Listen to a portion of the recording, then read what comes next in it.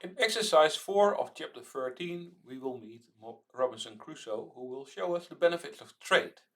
So, Robinson Crusoe lives on an island, he produces and consumes fish and coconuts, and he has 2 hours of work available to work. And he doesn't really mind whether he is catching fish or coconuts. He likes it equally well, or dislikes it equally well. So he's indifferent between the two. But he does have a production function, and his production function for fish is like this. So the number of fish that he catches is the square root of the number of hours that he puts in. And the same for coconuts. And in total, he has 200 hours to spend. So his constraint is that the total number of hours cannot exceed that number. And his utility from consuming fish and coconuts is a very standard Cobb-Douglas function. So he likes to have both some fish and some coconuts to consume. And then the question asks a couple of things. So first, in question A, we have a situation where Robinson cannot trade with the rest of the world. How will he then allocate his labor? What will he produce? And what will he then consume? Well, in this case, given that he cannot trade, the coconuts and the fish that he produces are the same as what he will consume. What will then be his utility, and what will be the rate of product transformation? That's question A. Then in question B, we lift a constraint for Robinson, so we allow him to trade fish and coconuts with the rest of the world at a price ratio equal to 2 to 1. But we impose that he produces the same fish and coconuts as in question A. And then in question C, we lift another constraint, so we also allow Robinson to adjust his production of coconuts and fish compared to the levels in question A and B. So it's even more flexible here. And what you will see is that if we move from question A to B to C, the utility of Robinson will increase. So trade turns out to be beneficial to him. And then question D, we are asked to graph the results of the preceding questions, but we will do this on the fly. Okay, we start with question A. And I repeat here the production functions and the constraint and the utility function. And in question A, we're in a situation of autarky. So what we first need to do is to determine the production possibilities frontier, given that he has 200 hours to spend, which combinations of production of fish and coconut are available to Robinson. And note that if we take the squares of the production function, then we get the following expressions. And this comes in handy because we can plug this into our constraint of the 200 hours. So the production possibilities frontier is of the form f squared plus c squared needs to be equal to 200, which we can rewrite as a constraint, namely that whatever f and c we choose, this constraint needs to be satisfied. So for example, if we would want to have 10 coconuts, so then c squared would be 100, then we could also produce 10 fish, because 10 squared plus 10 squared minus 200 satisfies the constraint. So the point 10, 10 is 1 point of the production possibilities frontier. So, and together this is the relation that gives us the entire frontier. And then we need to compute the slope of the frontier. So we can rewrite this frontier as a function of f. So the production of coconuts follows from our choice of the production of fish. It's actually the number of time that is remaining to produce coconuts. We can take the squares of the left hand side and the right hand side, get the following expression. And then we can take the derivative of this thing with respect to f, which amounts to 1/2, and then the derivative of the thing within parentheses, which is minus 2f, and then the original part within the parentheses, and then we reduce the power here by 1. And then if you simplify this a little bit by replacing the 200 minus f squared by this expression over here, so we can just replace it by the consumption level, we get that the slope of the production possibilities frontier is the negative of the ratio of fish and coconuts. Other way to do it is to use the total differential to find the slope. So this is the negative of the rate of product transformation. So we are tied to spending 200 hours. That determines our PPF. So we need to, if we change the production of coconuts, then we also need to adjust downward the production of fish in order to remain on the same frontier. So the total differential has the following form. We can take the derivative of this expression with respect to c, so that's equal to 2 times c. The derivative with respect to f is equal to 2 times f, and we get this expression, and then we solve for delta c over df, and we get the same expression as what we have here. So this is the rate of product transformation, which then is also the rate of product transformation is the negative of the slope of the production possibilities frontier. So there are two ways to do it. So one, use the total differential to find the slope. Other way is to rewrite the production of one good as a function of the production in the other good and take the derivative in order to arrive at this slope. Okay, so check, we have the RPT. We don't have the utility, but we will get to that. And notice that this is similar to equation 2.40 in the book, which is from the math chapter. The math chapter tells you how to deal with the total differential, and here I translated what has been stated there to the context that we consider now, plugging in the C and the F's. Okay, so Robinson will choose the production of fish and coconuts such that he reaches maximal utility, and the point where his utility is maximal is where the rate of product transformation is equal to the marginal rate of substitution. So the RPT is about what he's able to produce given his production functions and his number of hours, and the marginal rate of substitution is derived from his preferences. And this point is the point where the rate of product transformation, where the production possibilities frontier is tangent to the highest indifference curve that he can reach. Okay, so the marginal rate of substitution is the marginal utility of fish divided by the marginal utility of coconuts. We have a simple Cobb-Douglas utility function, and solving this we get that the marginal rate of substitution is equal to C over F. Now we're in the position to equate the two, and doing so gives us that F over C should equal C over F. So bringing the F to the left hand side and the C to the right hand side, we get that S squared is equal to C squared. So in equilibrium, our consumption and production of coconuts needs to equal the production and consumption of fish.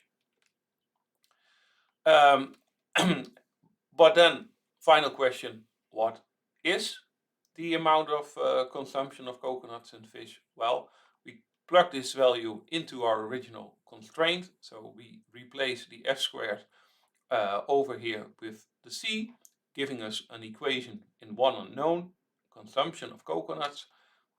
We arrive at 2 times c squared is equal to 200.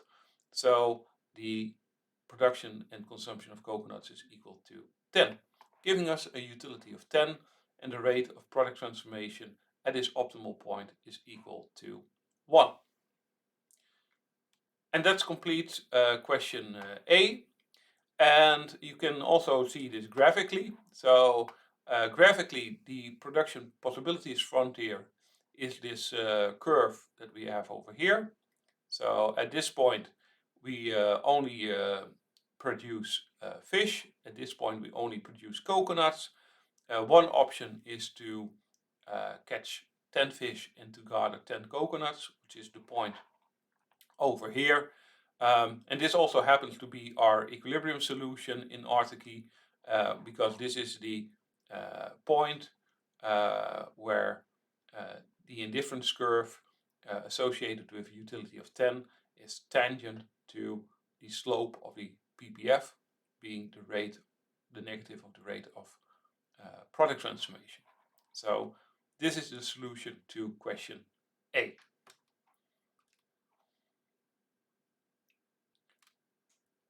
Okay, then we are ready to do question B. And in question B, trade is opened and Robinson can trade fish for coconuts at a price ratio 2:1, so that the given world price, he cannot influence it. And he needs to continue the production of coconuts and fish at the same level as in part A.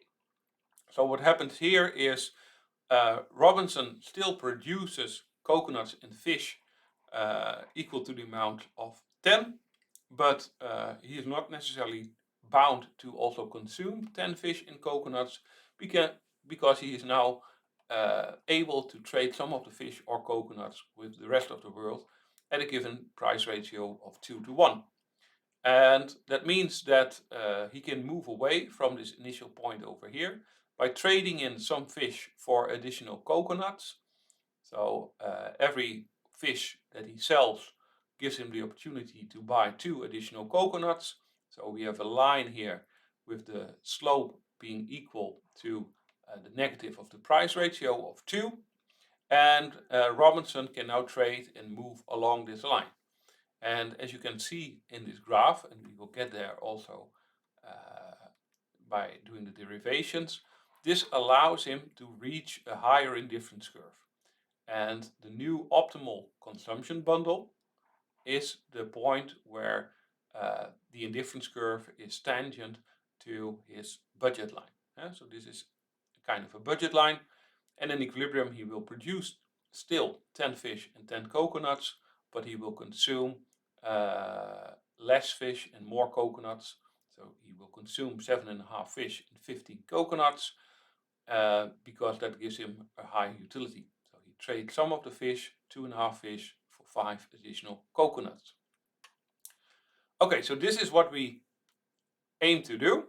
This is the final outcome, and now I will guide you through the derivations.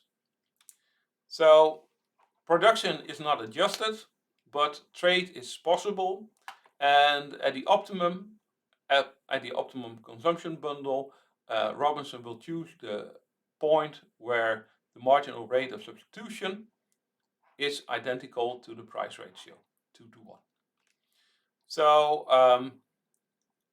to solve for his optimal consumption, we plug in the marginal rate of substitution. From the previous exercise, we know that this is C over F. And I added an index C here to consumption and to coconuts and fish to distinguish between the number of coconuts and fish that Robinson produces and the number that he consumes. So in the end, he will consume twice as many coconuts than he will consume fish. And we know that the optimal consumption bundle is somewhere on this optimal budget line, and the budget constraint is given by what he produces. So that determines his earnings, and his total budget is the number of coconuts that he gathers times the price that he receives for a coconut, and the number of fish that he catches times the price on the world market for fish. That together determines his income. So he continues to produce 10 of each, so his income is 30, and then having an income of 30, he can freely spend it on either coconuts or fish by trading.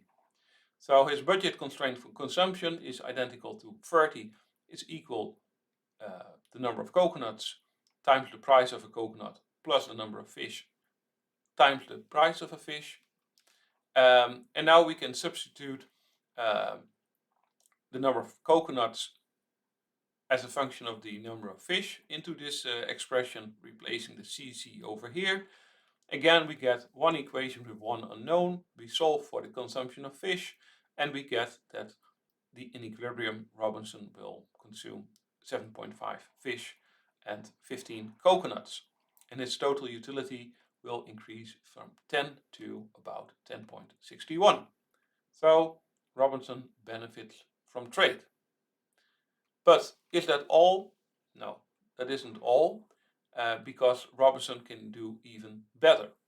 So what Robinson realizes is that the price of fish is relatively attractive, and the world likes fish more than he likes fish to some extent.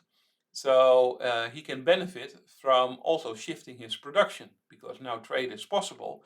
He can produce some more fish for the market and sell it to other people. So in question C, Robinson is allowed also to adjust his production.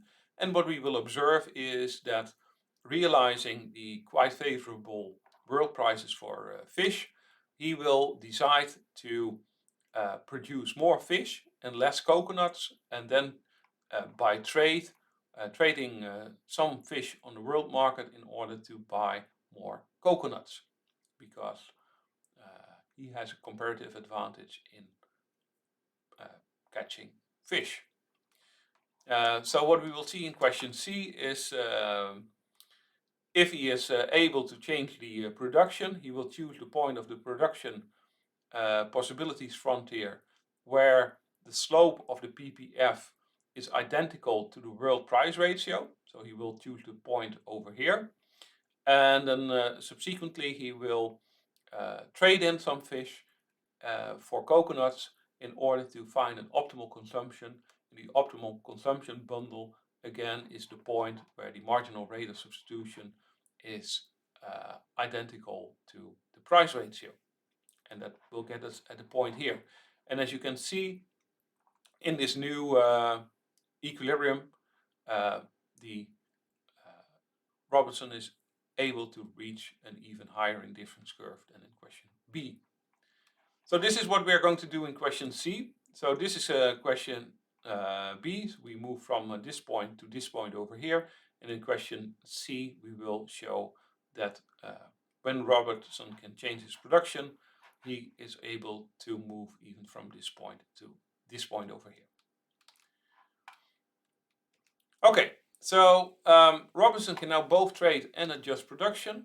At the optimum consumption, it still needs to hold that the marginal rate of substitution is identical to the price ratio. So he will still consume coconuts and fish in a ratio 2:1. But now his new production is chosen such that the rate of product transformation, so the slope of the PPF, is also identical to the price ratio on the world market. So in his new production levels, he will also produce twice as many fish as coconuts. So what will then be the total amount of coconuts and fish that he will produce? Well, he produces twice as many fish as coconuts. We plug this into the expression. In total, he still has 200 hours to spend.